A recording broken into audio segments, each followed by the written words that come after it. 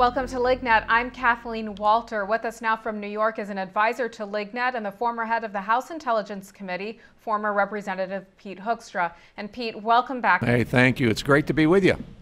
Well, Pete, overnight, the Afghanistan Taliban targeted the U.S. consulate in Herat. 2 Afghan police and a security officer were killed in the attack. This, of course, being carried out in the shadow of the anniversary of 9/11. How do you view this? It's obviously another tragic event. Very, very disappointed that the Taliban and those kind of resources still have those kind of resources and capabilities in Afghanistan, but not at all surprised. Al-Qaeda, radical jihadists, you know, as we saw just a couple of weeks ago, they, or at least the U.S. government, believes that they may have the capability to carry out these types of attacks in at least 20 countries, more than 20 countries across northern Africa and the Middle East. Al-Qaeda, radical jihadism, is not defeated. They're, disappointingly, they are alive and well, and we need to be aware of them, and we need to be prepared each and every day.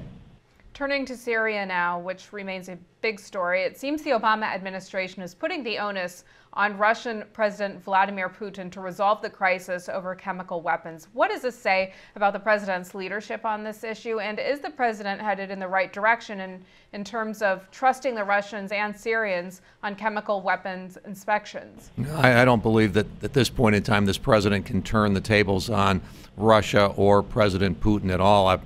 Putting the onus or putting the pressure on President Putin to do this or to do that. If we've seen anything over the last 10 or 12 days, is that the initiative and the momentum has moved in Russia's direction and Syria's direction. You know, we saw President Putin put out an op-ed in the United States in the New York Times earlier this week. And I think it's a very sharp contrast to what we're seeing here from this administration. The Russian president puts out a very, very disciplined, fine-tuned message. It hits on, clearly they've studied the U.S. public, they've studied the attitudes, and they've reviewed public opinion polling. I'll tell you, that op-ed, you may like it or not for its content, but it was written by a well-disciplined government that had a very specific message that it wanted to deliver to the American people and to the American leadership. Contrast that to what you're seeing coming out of the Obama administration. A number of months ago, off the cuff, the president says, there's going to be a red line. On a Friday afternoon, John Kerry lays the framework for an attack, an impassioned speech to the American people through a news conference, saying, we're getting ready and be prepared to act. On Saturday, the president comes back and undercuts our Secretary of State by saying, you know what, I think I'm going to go to the U.S. Congress. And then, again, the Secretary of State a week ago saying, well, of course we won't need to act if the Syrians turn over all of their weapons. And again, I think it was more of not a planned remark, but an off-the-cuff remark. The Russians and the Syrians, they have the initiative. This president needs to regain his balance and, more clearly articulate American foreign policy, American interests or objectives if we're going to make progress in Syria. And you talked about messaging. What did you make of the president's speech on Syria earlier this week? I was not very impressed by the president's speech. I didn't think it was very good.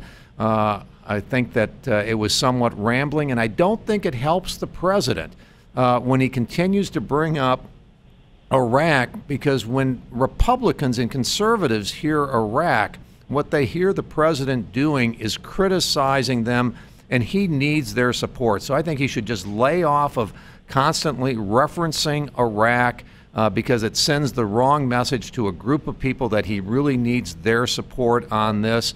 The other thing is, he goes through that. He actually went back and even referenced Kosovo, and, basically implying that Afghanistan and Iraq and Kosovo, those were all mistakes. And, as president, I'm not going to make those kinds of mistakes. Well, there's a lot of Americans who are concerned about this president's leadership and foreign policy because they don't like his response in 2009 to the Green Revolution in Iran. They're nervous about, and they don't like the results in Egypt after the Arab Spring, and they're now looking at Libya and saying, wow, what a mess that is, and the 4 dead Americans in Benghazi and all of those types of things. Lay off the partisan politics, articulate a clear message and vision for America and Syria, and I think the president failed to do that when he addressed the American people. Pete, Secretary of State John Kerry is now in his 2nd day of negotiations with his Russian counterpart on Syria's chemical arsenal. How optimistic are you that a diplomatic solution can be reached here? Well, I think the diplomatic solution has already been reached. There's not going to be an attack.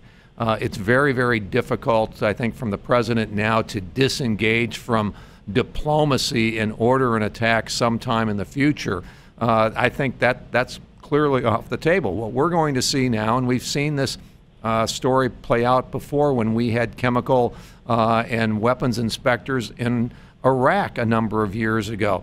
This is going to take, and remember, while that was going on, there wasn't fighting, there wasn't a civil war going on in Iraq when the weapons inspectors were there. Eventually, we will reach some kind of a framework to engage in Syria. There will be some UN folks that go in there that will, start identifying and collecting some of the chemical weapons. But, we will never know whether they've gotten it all. The bottom line, this is going to be prolonged negotiations. They're going to be very, very difficult. The Russians have the initiative, and I think it's going to be very, very difficult for the United States to pull itself out of these negotiations and then say, hey, we're going to attack Syria. I think actually as a precondition for these negotiations to move forward, the Russians and the Syrians will say America has to take the threat of an attack off the table, and they have to stop arming the rebels. And what effect will this process have on U.S. foes and allies in the region? I think, again, it will be a demonstration of weakness, and it will again show the limits of U.S. ability to influence events in that part of the world. Mm-hmm. Well, the Syria opposition received this week their first batch of weapons that the U.S. approved sending to them 3 months ago. Beyond the chemical weapons problem, should we be doing more to arm the opposition? Well, a couple of things. Number one, this is perhaps the first shipment of weapons that the U.S. is acknowledging that we sent. There's still the question about what was going on in Benghazi and whether there were weapons transfers from Libya to Syria earlier, a year ago, prior to the attack against the annex, and that's an issue that we need to address and find out exactly what was going on there. I think, though, when you take a look at Syria, it's not only about all the questions that you have about who these rebels are, what their objectives are, what comes after Assad if they're successful, and all of those kinds of things. But the U.S. needs to step back. We need to reassess what our foreign policy is throughout the Middle East. This is not about Syria. This is about how are we going to make sure that there are not that Iran does not obtain nuclear weapons. How do we assure the security of Israel, and how do we assure and maintain stability and security throughout the Middle East? Syria is just a subset of that much larger issue, or those much larger issues, and we really don't have a coherent strategy about how to move forward on any of those strategies. If we had a coherent strategy on how to move forward on those larger issues, then figuring out what to do in Syria would become much clearer. But if you don't, if you don't know where you're going, if you don't have a roadmap to where and if you don't know exactly where you want to end up, you don't have a roadmap for getting there, and that's the problem in Syria. We don't know where we want to end up. Therefore, we really don't know what to do in Syria. How do you view President Obama's handling of the situation in Syria with the handling of the foreign policies of past presidents you observed, Presidents Bush and Clinton? Well, again, if you go through the Clinton era, he had a strategy in place. I maybe didn't like it, and we found out how bad it was on 9/11 in 2001 when when we were attacked. But his strategy was after the Khobar Towers, after the attack on, the first attack on the World Trade Centers, our attacks, the attacks on our embassies in Africa, the attack on the USS Cole, this president basically, it was a nuisance. He was focused on building America's economy and didn't focus on foreign policy. Actually, he had the opportunity to take out bin Laden in the late 1990s, and he passed on it because he wanted a low-risk U.S. foreign policy. That emboldened Al-Qaeda. They attacked us on 9/11. Bush had a very, very clear-cut strategy. The enhanced interrogations. It was a very aggressive strategy. The initiation of NSA programs, renditions, Gitmo, going into Afghanistan and going into Iraq. Again, it was not a perfect strategy, but you knew that this president was going to do everything that he could to confront, contain, and ultimately defeat Al-Qaeda and keep America safe. He had a strategy. We debated the strategy, but we knew how this White House was going to act. Under President Obama, it's been moving all over the place. He has expanded, exponentially the capabilities of the NSA program. He's President Bush on steroids when it comes to the use of drones. I mean, President Obama has even targeted and killed Americans with drones. So he's, on some places, he's been very, very aggressive. In others, again, the Green Revolution in Iran, he backed off. He embraced the Arab Spring in Egypt, and look at the chaos that we've ended up with Egypt. He threw out, the Bush doctrine with Gaddafi. President Bush said, we are willing to forgive some of the past sins of Colonel Gaddafi if he will turn over his nuclear weapons program and if he will be an ally against radical jihadism. I met with Colonel Gaddafi. He met those criteria, and Northern Africa was stable. President Obama and NATO supported the overthrow of Gaddafi. We now have a breeding ground for radical jihadists in Northern Africa.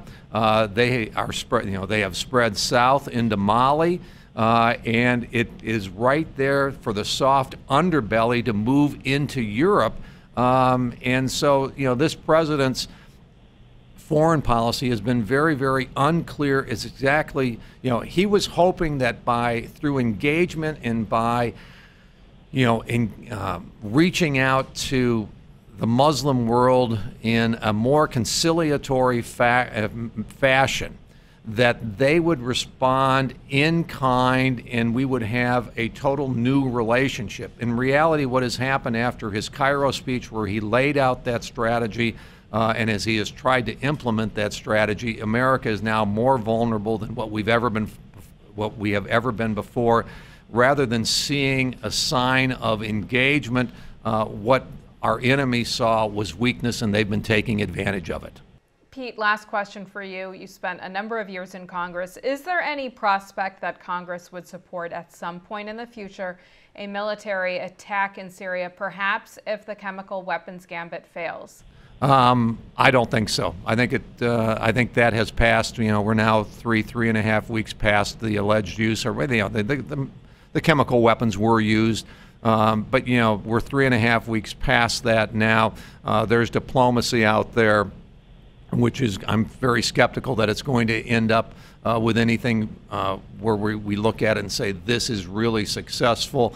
I think, but it's going to drag out for a period of time. And if in 3 months, we reach a point, I don't think we'll ever reach the point where the diplomatic relationships or diplomatic efforts will be totally break down, unless something dramatic happens in Syria, another massive chemical attack or some other intervening event. If that does not happen in Syria, current conditions maintain themselves, I don't see the U.S. getting involved. I don't see the dynamics of the situation changing at all. All right, former Representative Pete Hoekstra, thanks so much for being with us today. Great, thank you. And thank you for watching LIGNET.